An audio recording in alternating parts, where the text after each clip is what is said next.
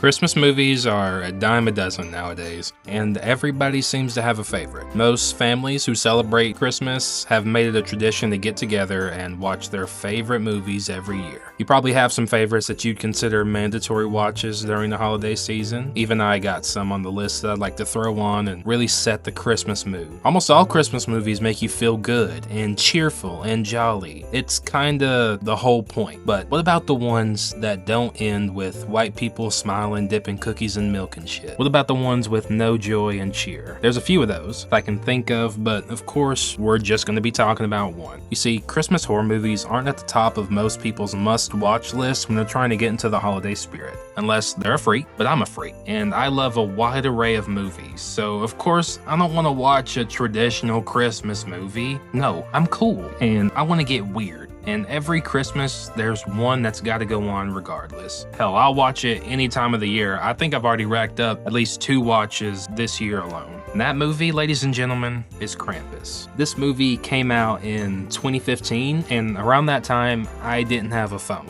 or internet because of poverty. You know how it is. You sitting at home, you know what poverty's like. But we did have cable every once in a while, and it was there where I got to see this trailer just once. After watching it, I thought about it constantly. My mind was flooded with curiosity. It was unlike any movie I'd ever seen before, and the concept of a family trapped in a frozen hell while being stalked by a 10-foot-tall goat man and his terrifying underlings was everything I never knew I needed. This movie is labeled as a horror comedy, but honestly, I've never thought it was funny, and that's not a diss to the movie. I think it has enough legs to stand on just being a horror movie. It's not like a traditional horror movie where there's blood and gruesome kills. This one, in fact, has no blood or gore, so you could just watch it with anyone. It's creepy enough to give horror watchers joy, but it's not scary enough to give someone nightmares. I love that it has that balance. Most movies can't pull that off effectively, but this one nails it. This story is about a boy named Max and his family as they prepare to have a Christmas dinner with their dysfunctional relatives. Things go wrong, and in a fit of rage, the boy Max accidentally summons the Christmas being known as Krampus. Krampus is a half-goat, half-demon mythical creature from European folklore. He serves as a terrifying counterpart to jolly old St. Nicholas. Krampus is known to punish children who misbehave by whipping them with birch branches and occasionally kidnapping them in his sack. In all depictions, he has horns, a long pointed tongue, he's covered in chains, and is known for the clanking sound that he makes, which signals his arrival. I know evil Santa Claus has been done before, and it doesn't even sound too scary, but trust. He's terrifying, and the uncanniness of his face adds to the terror of a being who's been around for thousands of years. This thing has power like you wouldn't believe. It somehow traps this whole neighborhood, or the town maybe, in this frozen hell blizzard and cuts them off completely from the outside world. It dismantles this family one at a time, aided by his little helpers, who themselves are all horrific on their own. The movie shows you a myriad of these creatures, and most of these designs are some of my favorite in horror movie history. This movie is so much more than horror though. It has a great story with an important lesson, as all classic Christmas movies have. Like I said earlier, Max accidentally summons Krampus. He lost his Christmas spirit, and in a letter he was originally going to send to Santa, Max wished for his family to go away. Max tossed the letter out the window, and Krampus answered the call. The first scene where we see Krampus is personally my favorite. Max and his family are snowed in due to this freak blizzard, and his sister says her dumb boyfriend isn't picking up the phone,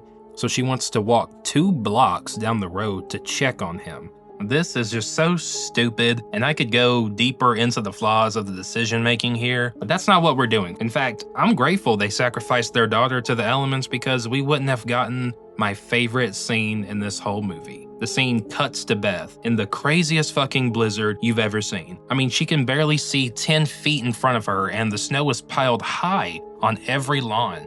There's massive icicles hanging from the house, and everything is completely frozen over. And I love the whole look of this wasteland that they have here. This entire design is just so unique and terrifying. Then, as if she stepped through a veil, everything begins to get darker. The suddenness of the event is just so unsettling here. It's like an alarm sounding, telling you everything is about to change. Beth looks around as the sound of bells chime in.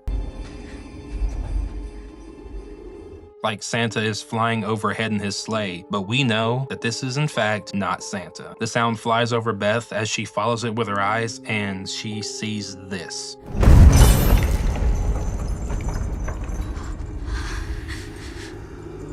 It's so horrifying hearing the creature land as this kid watches in terror. And right here, this is the best shot in the movie for me. I love the slight angle and the blue tint to the snow. I love how Beth looks so small compared to the house, and Krampus on the roof silhouetted in darkness is just the cherry on top. Then it gets so much worse as the massive creature jumps into the air with ease and lands on an even closer house. The speed that it moves at was just so unexpected, and Beth rightfully hauls ass down the road as Krampus terrifyingly leaps from one roof to another alongside her. This scene just replays in my head all the time. I've never seen a horror scene so unique before. Everything here helps this so much. The environment, the suburban neighborhood turned into a frozen wasteland like this is just such a cool destination for a movie to take place in. I have never seen it done before, and to this day, I still haven't. Krampus turning this safe and picturesque neighborhood into his personal hunting ground is perfectly terrifying. This whole video was originally just going to be about this one scene because I love it so much, but there's just no way I couldn't talk about the rest of this movie. After Beth gets taken, every other family member gets taken throughout the course of the film, mostly with the help of Krampus's little helpers. They personally steal the show here. Krampus doesn't even get that much screen time when it comes to dispatching the family. He leaves that task to his ground soldiers, aka the helpers, until the end of the movie. These guys are super fucking scary. After Max loses everyone one by one, he's left all alone, and this is when he's finally confronted by Krampus.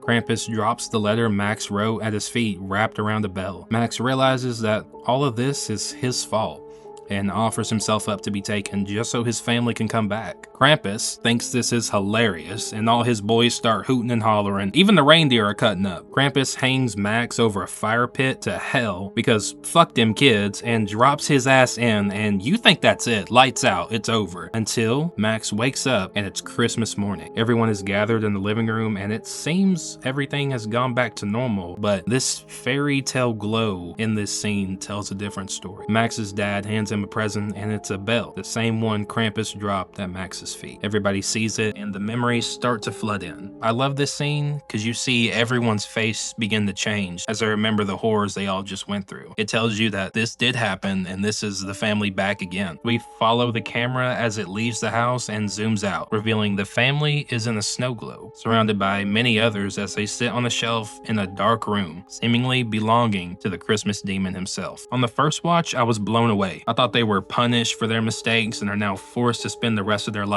reliving the perfect Christmas morning, and sure, you can accept that interpretation if you look at it like a horror movie. But there's another interpretation I've seen online, and it says that Max and his family were spared after Max's sacrifice. So the ending we see is real, and they're not stuck in a never-ending loop. The snow globe is just a way for Krampus to watch and make sure they stay good. The director and writers have never confirmed or denied anything, so it's really just left to the viewer to decide. If you love a twist ending style movie with a bleak ending, then accept the first interpretation. That's the one I love the most, but this is a Christmas movie. Despite all the horror that goes on, it can still end with levity. If you accept the ending where Max's sacrifice brought everyone back, then you have a movie where in the end, everyone lives and continues life. Regardless of the events that have changed them forever, now they're closer and they'll appreciate each other and appreciate Christmas more than they ever have. You'll have a bittersweet ending, and that can still make for an effective Christmas movie. That's why I love this film. It can be two different things to anyone. It is in my top 10 favorite movies of all time. It's just so fun and so dark, and it's unlike anything I've ever seen before. And Christmas horror is something that I wasn't really familiar with as a kid. The only thing I'd seen like that was Black Christmas, and that didn't have any lighthearted moments at all. But here, you have a lesson. And like I said, you have two different endings for anybody, and this movie can be whatever you want it to be. If you've never seen it, add it to your Christmas movie list. Doesn't matter if it's scary, doesn't matter if people are gonna get bummed out. It's a great story, and I hope you love it. Yeah, that's it. Merry Christmas, and have a good New Year.